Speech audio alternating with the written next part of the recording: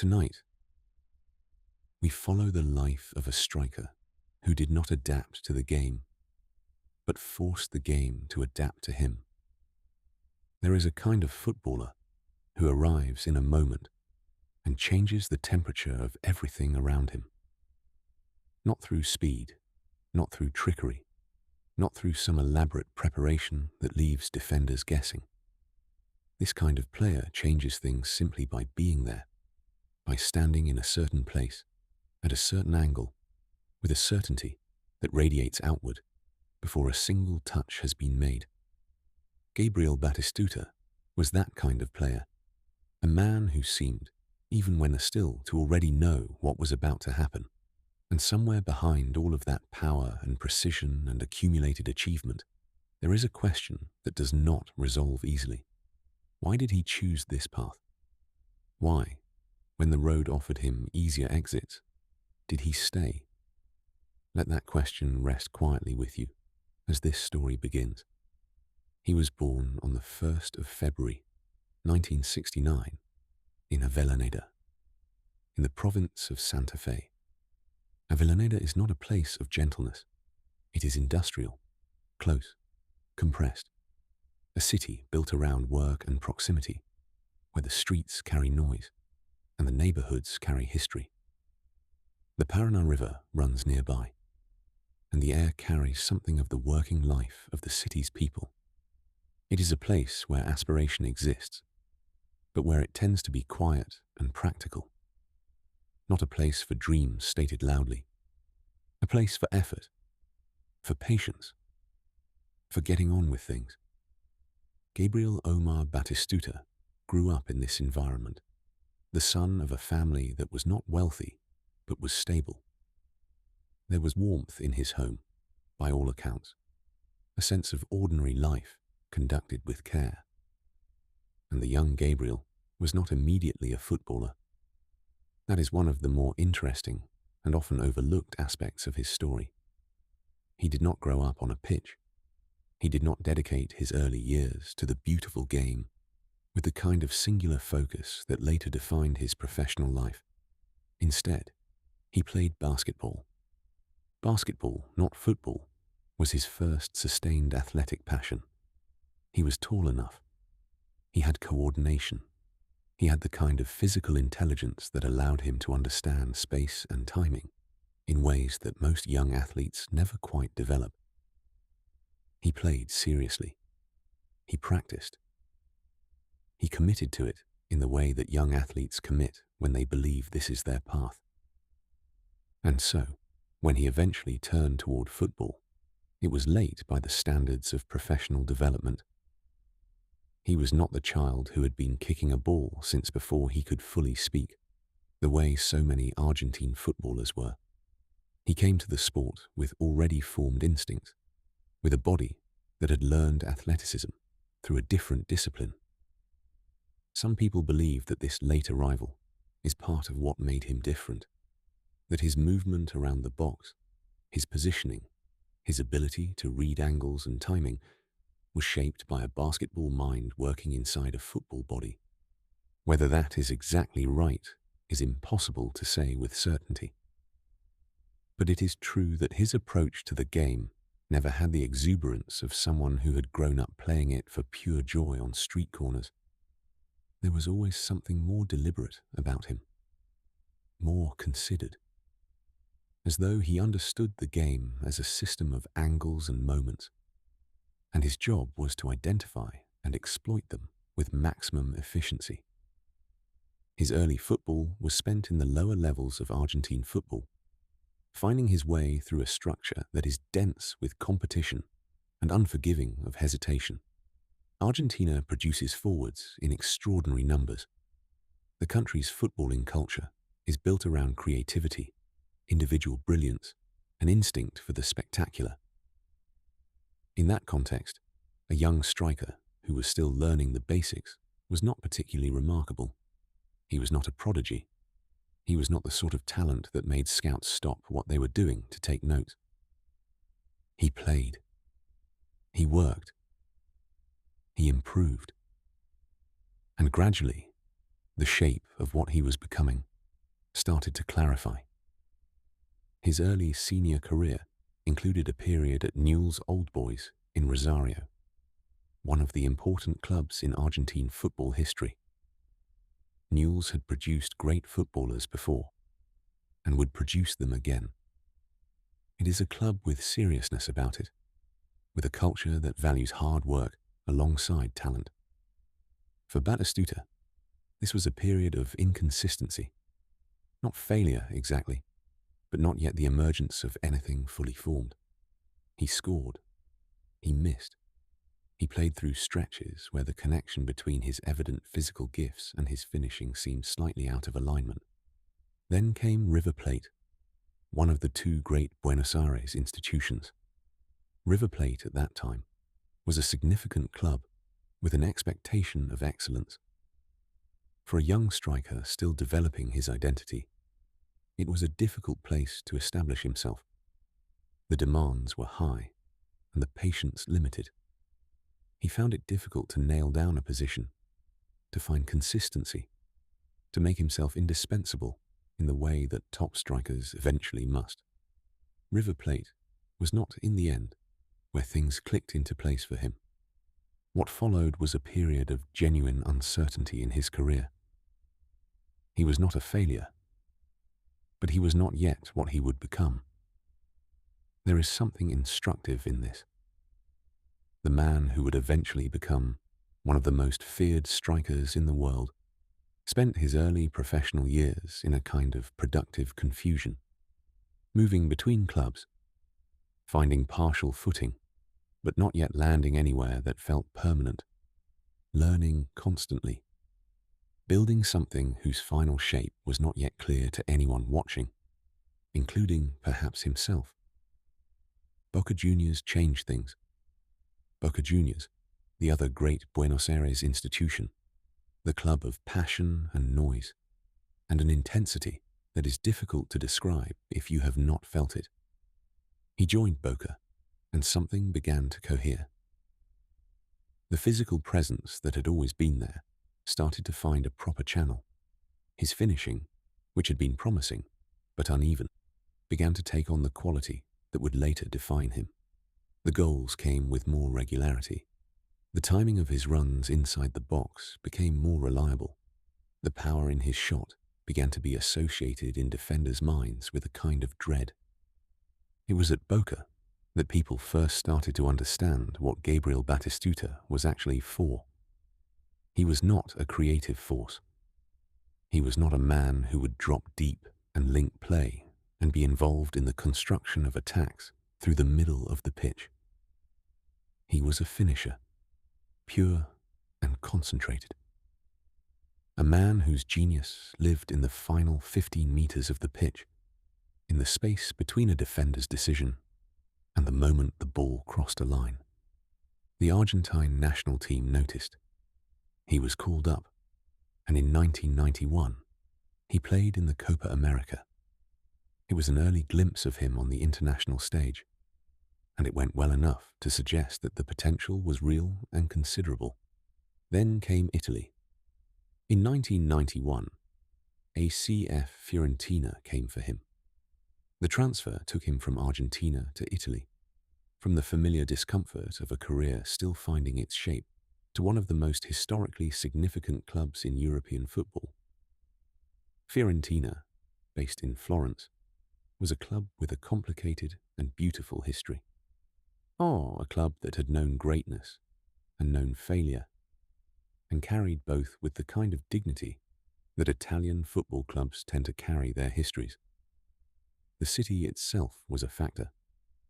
Florence, with its art and its architecture, and its particular intensity of civic identity, was not simply a backdrop. It was a presence.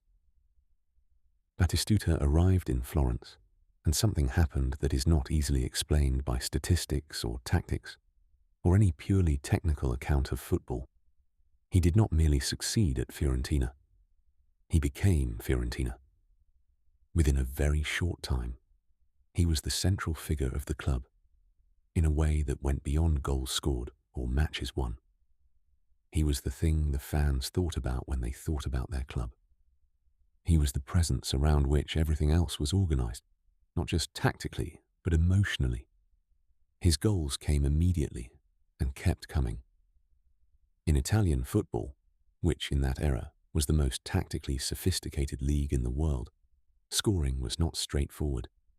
Defenders were organized, disciplined, tactically excellent.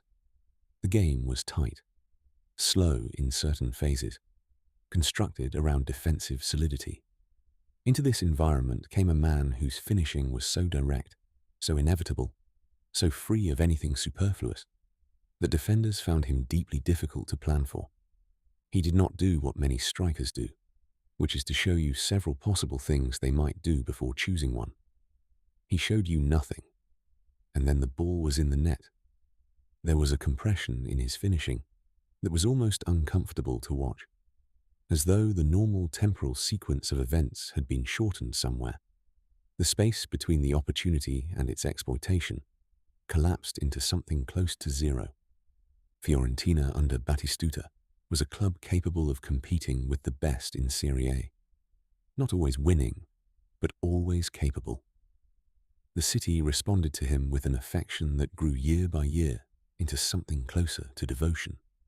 In Florence, he was not called by his surname or his nickname in the usual ways. He was Batigol. The suffix attached itself to him like a second identity, acknowledging not just that he scored, but that scoring was the essence of what he was. And then came relegation. In the 1992-93 season, Fiorentina were relegated from Serie A, dropped to Serie B. This is, in European football, a genuine catastrophe. The financial implications are severe, the competitive implications are stark, and the personal implications for any player of real quality are immediate and obvious. You leave. You find a club in the top division, because that is where careers are maintained, where international recognition is sustained, where the things you have built are protected. Almost every top player in a relegated club leaves. It is not coldness or disloyalty, exactly. It is simply the reality of professional football, where careers are short, and the window for achieving significant things is narrow. A season in the second division is a season that does not come back. Gabriel Batistuta stayed. There is a moment in any serious account of his life where this decision requires you to stop and think about what it means. He stayed at Fiorentina. He went to Serie B with them. He wore the purple shirt in stadiums that were not the Stadio Artemio Franchi, in cities that were not Florence, in matches that no one outside Italy was paying close attention to. He scored goals in the second division of Italian football, goals that were, in the context of his ability, unnecessary, goals that a player of his quality should not have had to score. Why? The question is not fully answerable. He spoke about his feeling for the city, for the fans, for the relationship that had grown between him and Florence. He spoke about a sense of obligation that was not contractual, but personal. But the fuller truth of why he made that choice lives somewhere beneath the explanations. It lives in the particular character of the man, in the way he understood loyalty, not as sentiment, but as action, in the way he understood that what he had built with Fiorentina was not just a career statistic, but something that belonged to both parties. He could have left. The clubs that would have wanted him were real and significant. The offers were there, or would have been, and he chose not to go. The weight of that choice is something to sit with for a moment. In an era when footballer loyalty to clubs is largely a public relations construct, here was a man of genuine international quality choosing to go down to the second division because he felt he owed something to the people who had given him the love and the platform that had made him who he was. It was not a calculation. It did not serve his career in any obvious way. It was something else, something quieter and harder to name. He stayed. and Fiorentina went back up. Promotion back to Serie A came, and with it, the return of everything that the previous season had temporarily taken away. The big stadiums, the important opponents, the scrutiny of the best league in the world. And Batistuta returned to that context, not diminished, but in some way that is difficult to measure, larger. His standing with the Fiorentina fans was no longer simply the standing of a great footballer. It was the standing of someone who had been tested and had not flinched. The peak years at Fiorentina are where his legend was fully constructed. Season after season of goals at a rate that placed him among the best strikers in the world. Fiorentina were never the title favourites in the way that Juventus or Milan were in that era.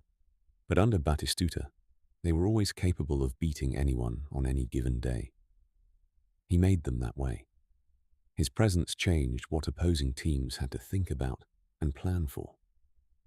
Defenders who were fully prepared for everything else could not be fully prepared for him.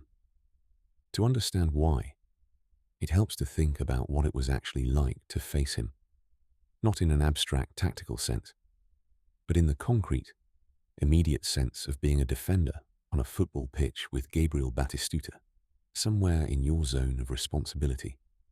He was tall and powerful, which is common enough among strikers. What was less common was the precision. Most physically powerful strikers use their body to create opportunity and then apply force to finish. The relationship between opportunity and execution always contains a moment of adjustment, of bringing the body into alignment with what is needed. With Batistuta, this adjustment seemed either invisible or absent. He arrived at the ball in exactly the right position. Or rather, he moved to arrive in exactly the right position with such economy of motion that by the time you noticed it had happened, it had already happened. His shooting technique was a subject of genuine discussion among players and coaches of that era. The mechanics were not orthodox in the way that coaching manuals describe. He generated extraordinary power without the extensive backswing that most powerful shooters use. The force came from somewhere harder to identify, from the way his weight moved through the ball, from the timing of his hip rotation, from something in the transfer of energy that was specific to him and difficult to teach. The result was a shot that could arrive at the goalkeeper with startling pace from a position that did not seem to telegraph the power it contained. Goalkeepers who faced him regularly spoke about the difficulty of reading the shot early enough to respond. By the time the body language made the intention clear, the execution was already happening. He scored with both feet. He scored with his head.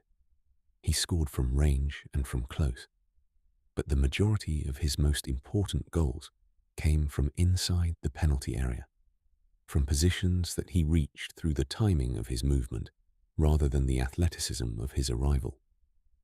He did not outrun defenders to get to a ball. He arrived where the ball was going to be before the ball, or just as it arrived, having moved from somewhere else while defenders were still orienting to the new situation. This quality, the ability to be in the right place at the right moment through movement that looked quiet and economical, is the quality that separates good strikers from great ones. It is not about pace. It is about reading, about understanding the mathematics of a passing sequence before it has fully developed, and moving to its conclusion while it is still in progress. Batistuta had this quality in abundance, and it was complemented by a physical confidence that never became arrogance. He did not celebrate goals in the way that many great strikers do, with an elaborate performance of individual achievement. His celebrations, when he celebrated, had something reserved about them, something that acknowledged the goal without quite abandoning the composure that had produced it. The arms open, the run, the hair. But beneath the surface, something controlled. Defenders feared him for different reasons than they feared other great strikers of his era. They did not fear him for speed, because he was not exceptional in that dimension. They did not fear him for trickery, because he did not do much that was tricky. They feared him for the certainty, for the knowledge that if the ball arrived in his zone of operation with any kind of quality, something was likely to happen, and it would probably be decisive. There is a particular kind of fear that attaches to inevitability, and that is what Batistuta generated in defenders. His relationship with the Fiorentina fans deepened through this period into something that has few real equivalents in modern football. The Artemio Franchi Stadium, when Batistuta scored, had an atmosphere that people who witnessed it still describe in terms that suggest they are reaching for words the Italian language does not quite contain. The city of Florence is not a city that does things halfway. Its passions are old and deep, and when it directed that passion toward a man who had chosen to stay when he could have left, it did so without reservation. He received letters. He received visits at his home. At first when he arrived, then throughout his time there, from fans who simply wanted to see him, to be near him, to confirm in some personal way that the connection was real. He was photographed on the streets of Florence as though he were part of the city's fabric. In some sense, he was. He had embedded himself not as a visitor who happened to play football there, but as a resident who had chosen the city and its club as his own. The response was proportional. Meanwhile, on the international stage, his position had solidified. The Argentine national team of the 1990s contained remarkable talent, and Batistuta was its most important attacking figure for an extended period. He was not the only threat, not the only creative force, but he was the one whose goals came when the pressure was highest, when the opposition had prepared specifically, when the margin for error was smallest. The Copa America of 1991, which Argentina won, featured him prominently. His goals in that tournament were a signal to a wider audience that what was happening in Florence was not a regional phenomenon, but a genuinely global talent expressing itself at the highest levels. As the 1990s moved forward, the anticipation around the 1998 World Cup in France built slowly and steadily. Argentina entered that tournament as one of the serious contenders, and Batistuta was central to everything. He was now 29 years old. He was at the peak of his physical powers, at the peak of his technical refinement. His body and his mind were in alignment in a way that happens, if a footballer is fortunate, for a relatively small number of seasons. France, 1998, gave him a stage on which to perform what he had spent years developing in Florence. He scored in that tournament with the authority of a man who had been preparing for precisely this kind of examination. The goals were not fortunate. They were not the product of defensive errors or simple finishing from close range. They were the product of the complete mechanism that he had built, of movement and reading and technique and nerve operating in concert under the most demanding conditions that football provides. The World Cup ended with Argentina's elimination, and the disappointment of that was genuine and deep. Argentina had believed they could go further. Batistuta himself had believed it, but the goals he scored in France added a new layer to an international reputation that was already substantial. People who had not followed Serie A closely enough to know him well now knew him. The World Cup has a particular power to make legacies visible to audiences who were not present for their construction. Through all of this, through the years at Fiorentina and the international campaigns, there had been an absence. He had never won a major league title. Serie A, the most watched and most competitive league in the world in that era, had not been won by Fiorentina during his time there. They had competed. They had threatened. They had had seasons where the possibility was real. But it had not happened. This was not a wound, exactly. It did not seem to define him, or at least he did not allow it to. But it was a fact of his career that sat quietly in the background. One of the most complete strikers in the world, and no Scudetto. Some players carry this kind of absence as a visible burden. Batistuta carried it differently, with a steadiness that refused to become resentment. In 2000, at the age of 31, he made a decision. He left Fiorentina. After 9 years, after the relegation and the return, after everything that had grown between him and the city, after everything that had been built, he signed for AS Roma. The departure from Florence was difficult for him and for the fans. The photographs of him saying goodbye captured something that did not have a simple name. He wept. The fans wept. There was a recognition on both sides that something singular was ending, that the particular thing they had made together could not be remade elsewhere, because it was specific to this place, this time, this combination of person and circumstance. Roma, in the season that followed, were different from the Fiorentina he had played in. They were a complete team with a coach, Carlo Ancelotti, who had the resources and the personnel to build a genuine championship side. Alongside Batistuta in attack were other significant talents. The midfield had depth and quality. The defence was organised and experienced. For a man who had spent years being the single most important player on a team that competed but did not always have the resources to win, this was a different kind of situation. The 2000 to 2001 Serie A season was one of the most significant of his career. Not for the individual performances, though those were still exceptional, but for where it ended. AS Roma won the Serie A title. The Scudetto, the thing that had been absent from his career through all those years in Florence, was finally there. It would be easy to describe this moment with an elevation that misrepresents what it actually was. Batistuta was not someone who performed transformation. He did not weep in the way that footballers sometimes do when they finally achieve something they have chased for a long time. With an abandon that suggests the release of years of suppressed desperation.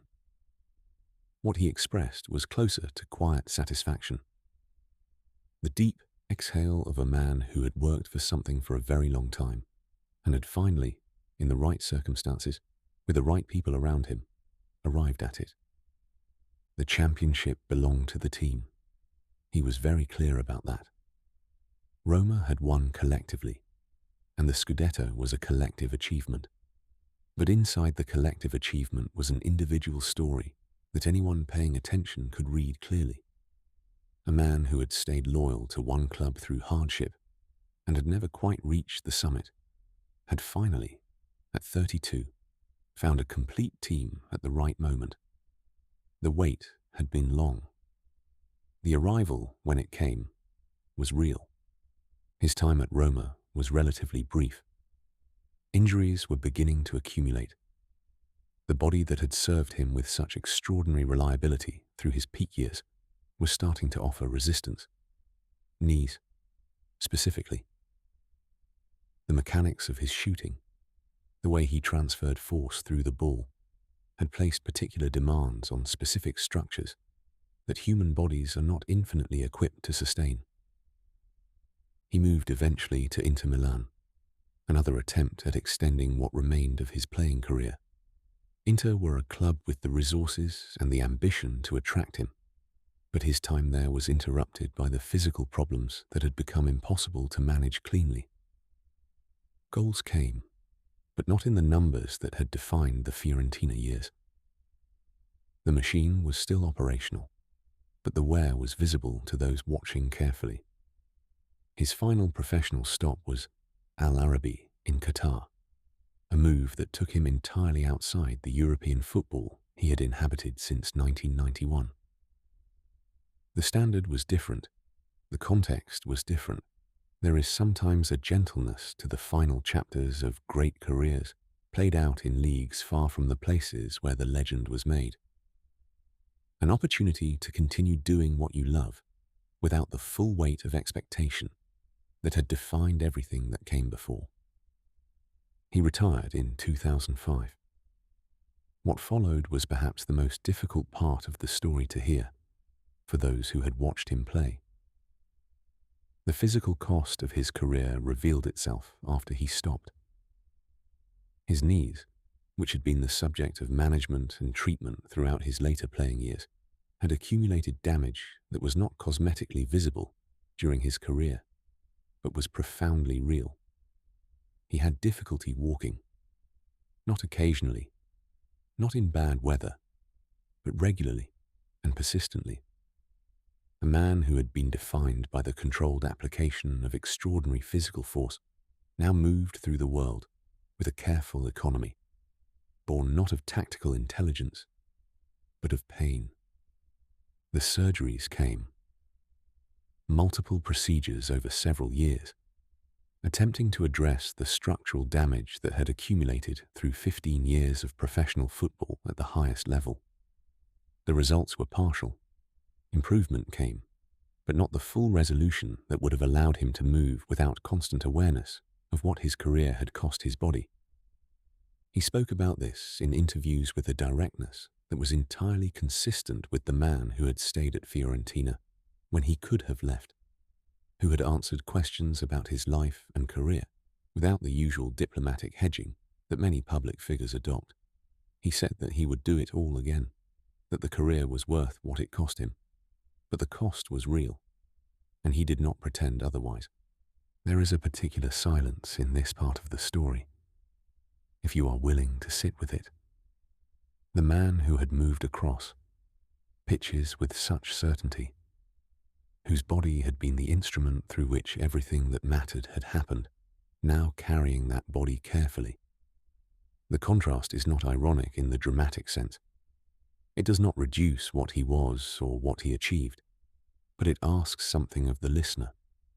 It asks you to hold two things at once: the power and the limitation, the achievement and the cost.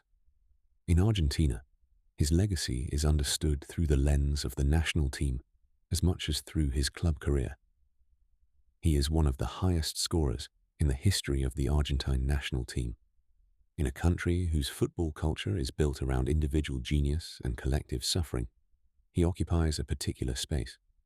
He was not Maradona, who defined an entire epoch of the game through individual transcendence. He was not the brilliant but incomplete version of the same story. He was something else. A man defined by reliability, by the knowledge that when Argentina needed a goal from him, the probability of that goal coming was higher than with almost anyone who had worn the shirt before or since. Argentine fans understand this kind of player with a complicated affection. The culture values the spectacular, the unpredictable, the individual moment of invention. Batistuta was not that, or not only that. He was the man who was there when you needed him, who produced at the critical moment through preparation and nerve rather than inspiration. This is a less romantic form of greatness than the Argentine football narrative usually celebrates, and perhaps for that reason he is honoured without always being fully seen. In Italy, in Florence specifically, his standing is uncomplicated in a way that is relatively rare. He is the man who stayed. In a country where football loyalty is talked about constantly and practiced rarely, he demonstrated it with the most concrete possible action. He went to Serie B with Fiorentina. He wore the purple shirt in stadiums that had no particular glamour, scoring goals that the world was not watching. And this act, this choice, is remembered in Florence with a warmth that has not cooled in the years since he left. The coaches who worked with him in his Fiorentina years spoke about his professionalism in terms that went beyond the usual compliments extended to players after they have moved on. They spoke about his consistency, his presence in training, the way he approached preparation with the same seriousness that he brought to matches. He was not someone who distinguished between the performance that would be seen and the work that would not. Both received the same attention. His teammates spoke about something harder to categorize: a quality of presence, The way that having him on the pitch changed the psychological temperature of the team. When Batistuta was on the pitch, Fiorentina believed they could score. Not hoped, believed. Because they had seen him score from positions that should not have produced goals, in moments that should not have been converted, against defenders who had prepared specifically for him. The belief was rational. The defenders who faced him spoke about the specific difficulty of his positioning, about how he arrived in spaces before they had fully identified the spaces as dangerous, about how his movement between defensive players was neither obvious nor explosive, but simply correct, as though the geometry of the moment had been solved in advance, and he was moving to the solution. The timing of his run, specifically, was something that defenders who were interviewed about him frequently returned to. You could mark the position, but not the timing. He would be next to you, and then he would be where the ball was going. The gap between these two states was small enough that it should not have contained a meaningful movement, and yet he was there. The Italian football of the 1990s was a specific kind of theatre. The stadiums, particularly in the northern cities and in the passionate southern clubs, contained an atmosphere that modern football has largely lost. The terraces were close to the pitch. The noise was different in character from the organized, amplified crowd noise of contemporary stadia. It was rawer, less managed, more variable.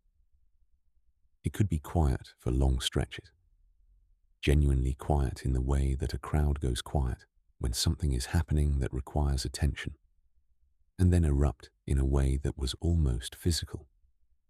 Batistuta existed at the center of this theatre in Florence for 9 years. The sound his name made in the Artemio Franchi, drawn out into 3 distinct syllables, and then the roar, was the sound of a city expressing something it could not otherwise express.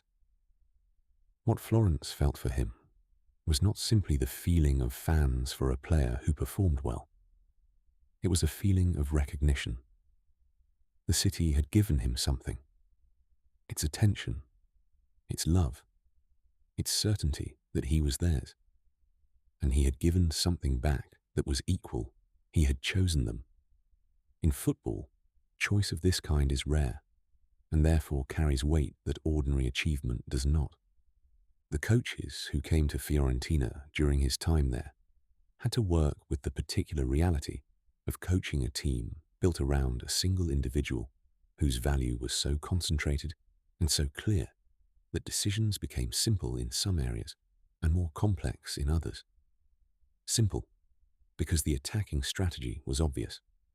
Complex, because creating conditions for him to operate in his particular way required careful thought about how the rest of the team was organized.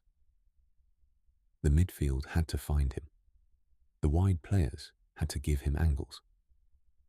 The movement patterns of the forwards around him had to complement his tendency to hold central positions and arrive late into finishing zones.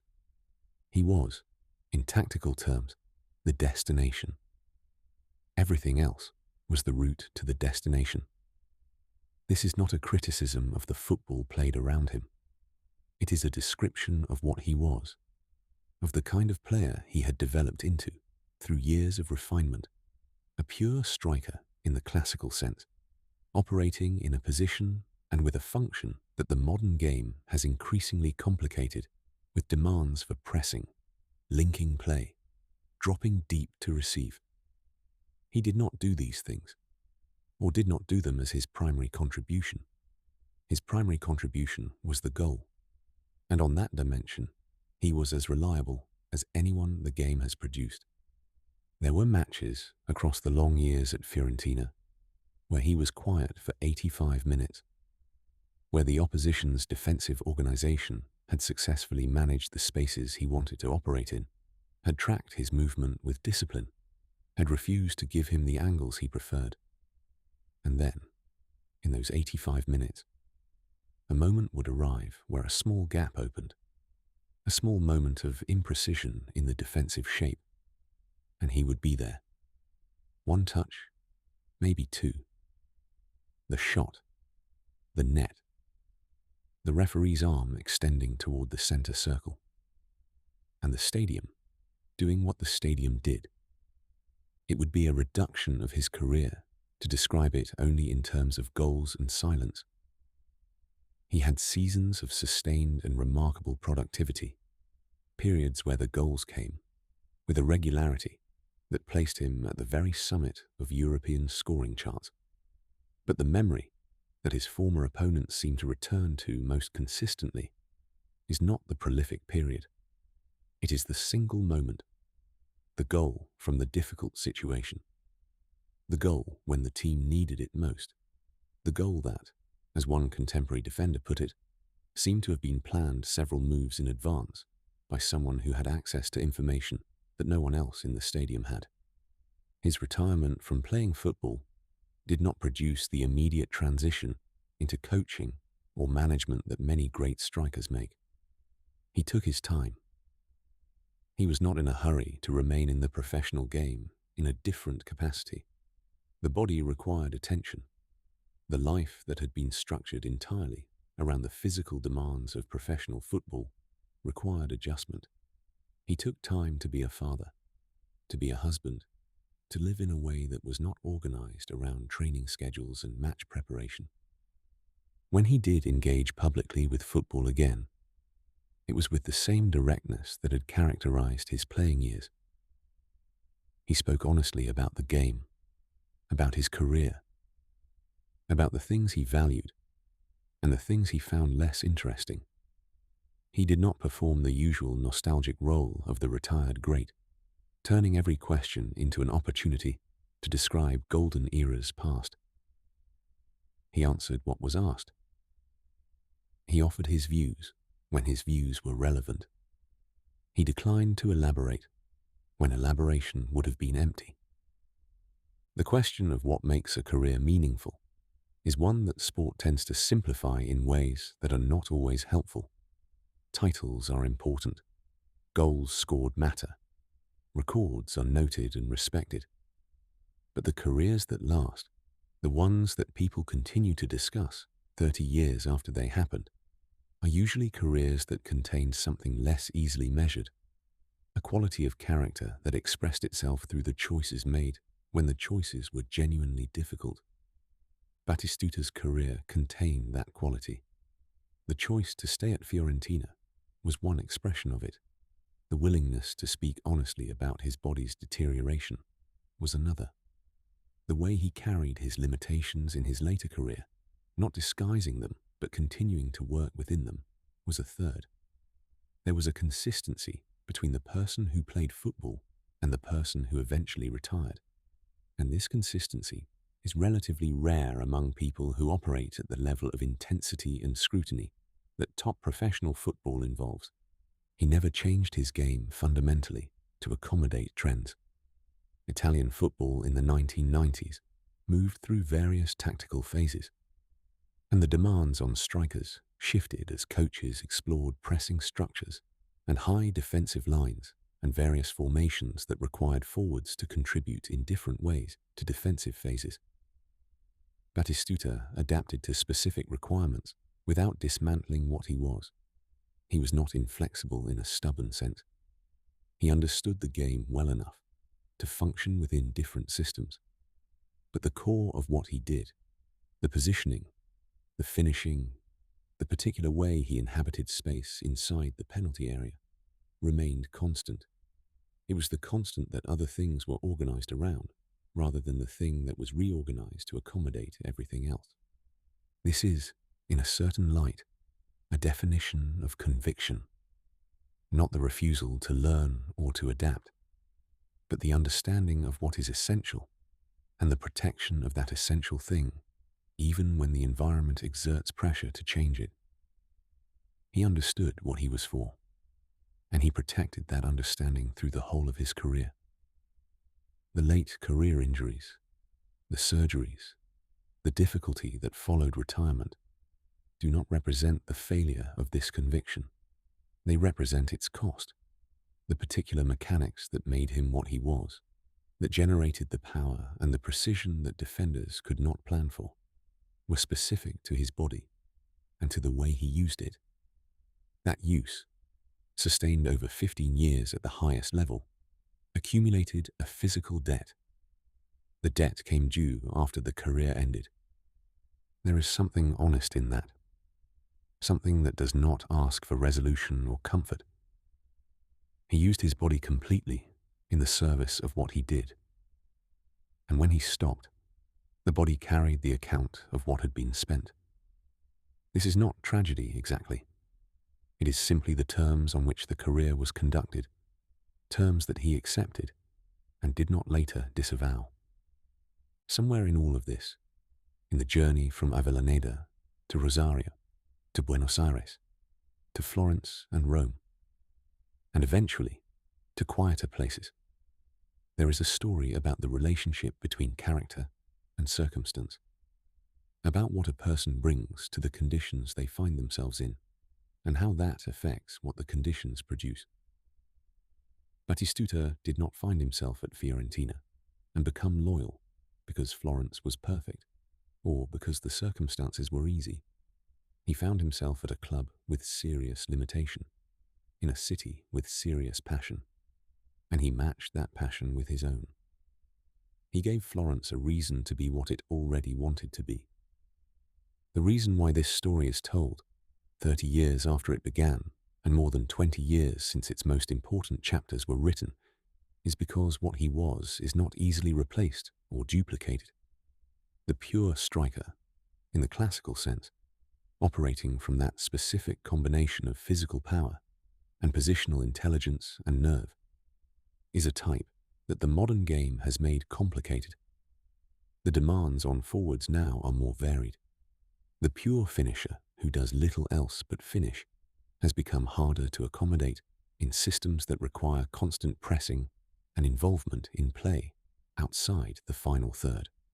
What this means is that what Batistuta was, in its most concentrated form, may be a form that football has moved away from, which makes looking back at it carry a slightly different quality.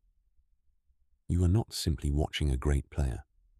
You are watching a particular version of what a footballer can be, one that was expressed with unusual completeness, and that the game has not quite found a successor to. The stadium that held him most completely was the Artemio Franchi in Florence, which is not the largest or most modern or most technically impressive stadium in Italian football. It is, however, a stadium with character, with a particular relationship between the stands and the pitch, between the crowd and the action, that creates conditions of unusual intimacy for a stadium of that size. In that stadium, for 9 years, he was the person that the crowd came to see, not abstractly, not as one part of an ensemble, specifically, directly, as the reason the tickets were purchased and the journey made and the hours spent in the cold or the heat of the Tuscan seasons. That specificity of relationship between a player and a crowd is one of the rarer gifts that football gives. It does not always come with titles or with the individual awards that the sports institutions assign. It comes with presence, with the accumulated weight of time spent in the same place, doing the same essential thing with extraordinary consistency, with the knowledge, held by tens of thousands of people simultaneously, that this man will be here next week and the week after that, and that when the ball arrives in the right place, he will do the thing that only he can do in exactly the way that only he does it. The night a career like this is considered from a sufficient distance, what remains is not the statistics, though the statistics are impressive. What remains is the image of a man standing in a particular place, on a football pitch, in a particular relationship to the ball and to the defenders around him, in the moment just before the action that will follow, standing still, in a sense, knowing what is coming, waiting for the game to arrive at the place he has already reached, and when it arrives, doing what he always did, with the same quiet completeness, the same absence of excess, the same absolute certainty. The ball leaves his foot. It travels the short distance to where the goalkeeper is not. The net accepts it. The crowd does what the crowd does. And for a moment, everything that makes the game complicated falls away. There is only the simplest possible thing. A man who knew where to be and was there. A striker who never needed the game to come to him loudly. Who stood in the place where the game would eventually arrive and waited with the patience of someone who had prepared so thoroughly for the moment that its arrival was only ever a matter of time. He did not chase the game. He did not bend himself toward it or reshape himself to fit what it demanded of him in any given season. He stood where he stood, in the space that was his, doing the thing he had refined over years into something close to its purest possible expression. And the game came to him. The stadium quiets. The movement fades. And what remains is not just the goal, but the certainty it carried. Good night.